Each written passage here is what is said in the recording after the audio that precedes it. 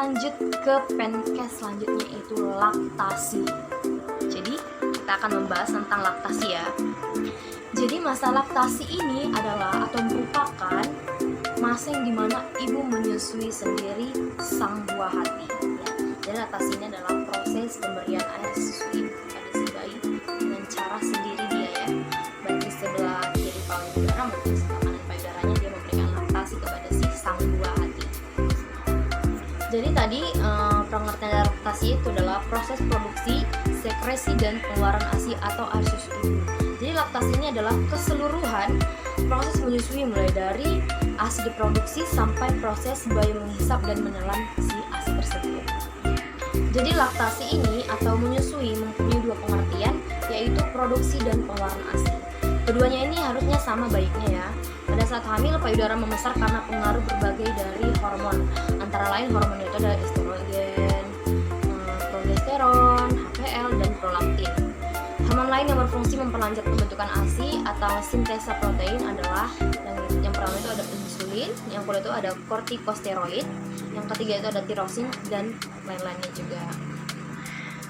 Jadi cara paling efektif dalam mempertahankan proses laktasi ini yaitu isapan bayi yang reguler, sehingga refleks prolaktinnya itu dan refleks injeksi ASI dapat terus terjadi dan distensi alveolusnya dapat dicegah. Jadi buat ibu nifas ada juga pengaruh hormonal yang tidak lepas dari hormon-hormon yang berperan dalam tubuh. Yang pertama itu ada hormon progesteron. Jadi hormon progesteron ini berfungsi mempengaruhi pertumbuhan dan ukuran alveoli, dan tingkat progesteron dan estrogen menurun sesaat setelah melahirkan. Hal ini menstimulasi produksi secara besar-besaran. Jadi hormon progesteron ini tuh akan mempengaruhi pertumbuhan dan ukuran si alveoli tersebut, dan tingkat progesteronnya akan menurun setelah melahirkan. Jadi ini juga harus diketahui oleh si ibu nifas. Yang kedua itu ada estrogen. Estrogennya itu adalah berfungsi menstimulasi sistem saluran ASI untuk membesar.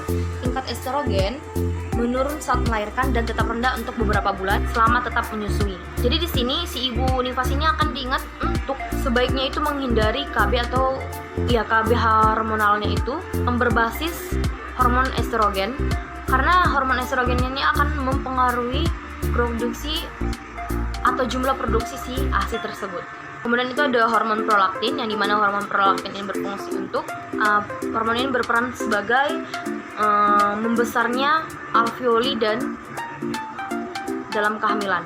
Terus selanjutnya itu ada oksitosin. Oksitosin ini berperan dalam mengencangkan otot-otot halus pada dalam rahim saat melahirkan dan setelahnya.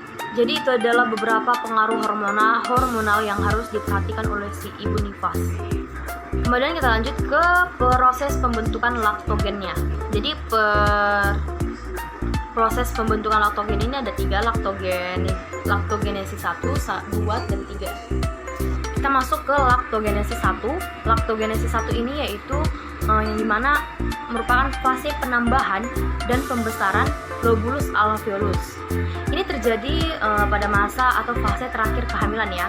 Jadi pada fase ini payudara akan memproduksi kolostrum, yaitu berupa cairan kental kekuningan dan tingkat progesteron tinggi sehingga mencegah produksi ASI. Jadi nanti fase ini yang akan memproduksi si kolostrum, yaitu berupa cairan kental yang kayak kekuningan, dan akan tingkat tinggikan oleh si progesteron sehingga akan mencegah produksi ASI tersebut. Jadi pengeluaran kolostrum pada saat hamil atau sebelum bayi lahir di sini tidak akan menjadikan ini menjadi masalah medis, karena hal ini juga bukan merupakan indikasi sedikit atau banyaknya produksi ASI. Kemudian ada laktogenesis 2, yaitu pengeluarannya ini akan menurun karena kadar hormon progesteron, estrogen, dan HPL. Produksi ASI yang rendah akibat dari yang pertama itu kurang sering menyusui atau memerah payudara. Jadi kalau si ibu tersebut kurang menyusui atau memerah payudaranya itu akan mempengaruhi si produksi ASI tersebut. Kemudian yang kedua itu ada apabila bayi tidak menghisap ASI secara efektif, antara lain akibat struktur mulut dan rahang kurang baik, teknik pelekatan yang salah. Jadi yang kedua itu ada karena produksi si penghisapan si bayi itu kurang pas atau kurang efektif bagaimana cara si bayi tersebut menangkap si puting susunya itu beserta areolanya itu masuk ke dalam mulut si bayi untuk menghisap si susunya tadi atau ASI si ibu. Kemudian ada kelainan metabolisme atau pencernaan si bayi sehingga susunya tadi itu tidak dapat dicerna gitu. Kemudian kurang gizi si ibu ya, ibu tidak memenuhi kebutuhan nutrisi dan cairan dalam tubuhnya sehingga produksi ASINya itu tidak berjalan sesuai apa yang ibu inginkan. Jadi sekali lagi ibu harus mengingat kebutuhan nutrisi dan cairan itu sangat penting buat si ibu dan untuk si bayinya juga, karena apa yang ibu makan itu juga yang akan disalurkan kepada si bayinya. Jadi anjuran untuk pemberian air susu ibu itu ada dari usia 0 sampai 6 bulan. Yang dimana itu ASI eksklusif yang memenuhi 100% kebutuhan. Terus yang kedua itu ada 6 bulan sampai 12 bulan yang dimana ASI memenuhi 60 sampai 70% kebutuhan dan perlu didampingi dengan makanan pendamping ASI yang adekuat. Terus yang ketiga itu adalah lebih dari 12 bulan ASI hanya memenuhi 30% kebutuhan, ASI tetap diberikan untuk keuntungan lainnya. Jadi ada berbagai ASI berdasarkan waktu reproduksinya ya. Jadi yang pertama itu ada kolostrum. Jadi kolostrum ini dimana ASI keluar pada hari yang pertama sampai 3 berupa ASI kental berwarna kuning. Yang kedua itu ada masa transisi yang dimana ASI di hari ketiga sampai 10 berwarna putih sampai 3 sampai 5 mg. Terus yang terakhir itu ada ASI matur. ASI matur ini yaitu ASI atau susu basah pada hari 10 sampai bulan yang pertama.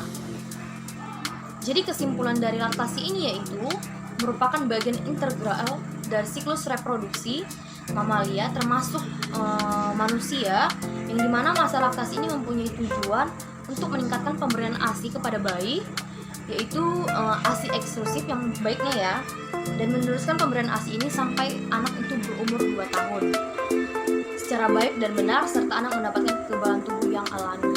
Jadi itu adalah podcast tentang laktasi. Oke, kita lanjut ke pendidikan kesehatan yang selanjutnya.